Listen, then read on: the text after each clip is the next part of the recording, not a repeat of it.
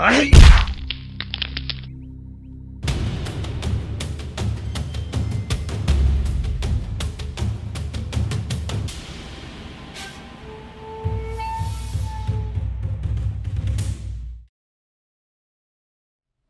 I'm Cody Stewart, representing Koryu Uchinadi under Hanshi Patrick McCarthy.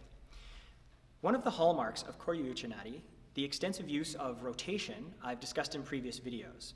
Another strong characteristic of KU is the stepping and sliding that we see on nearly everything.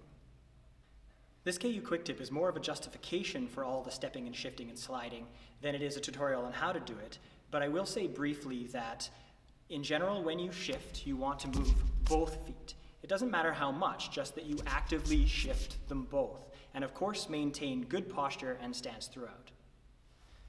Some may tend to envision a sequence of movements as a series of snapshots, but this can blind us to the fact that those are in fact instances in the middle of a movement, and how you move into that snapshot, through it, and out of it are every bit as critical as hitting that pose. It's not uncommon to see rooted and relatively stationary stances while several techniques are performed with the hands. In KU, we perform some sort of footwork on most movements, whether it be a full step, moving out and in on the same side, out and in switching sides, switching on the spot, cross step when turning, or simply small shifts forward and back or side to side. Now that we've looked at some different kinds of footwork, let's consider some of the contexts that require different footwork, such as manipulating yourself, adjusting position, distance, or angle, or simply driving in for power, or manipulating your opponent, turning, pulling, pushing, or bumping.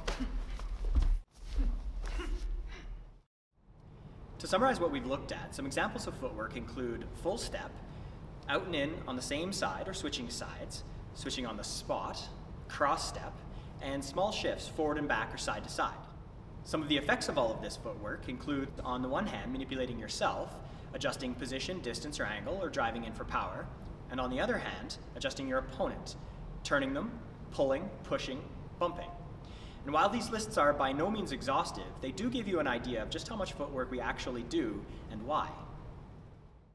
Some of these are deliberately planned for, while others are simply reacting to the ever-changing conditions of combat where unpredictability is the rule.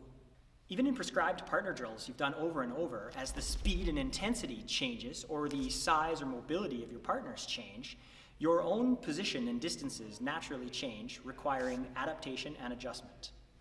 If you ever need to use your skills to defend yourself, you will perform as you repeatedly train. It is important then to train with the expectation that adaptations to your position will be required.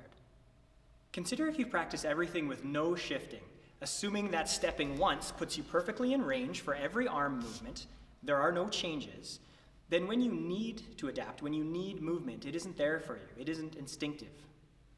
On the other hand, if shifting and adjusting your position is a part of every movement, then varying the magnitude and direction to fit the space and the situation is natural. You're already moving.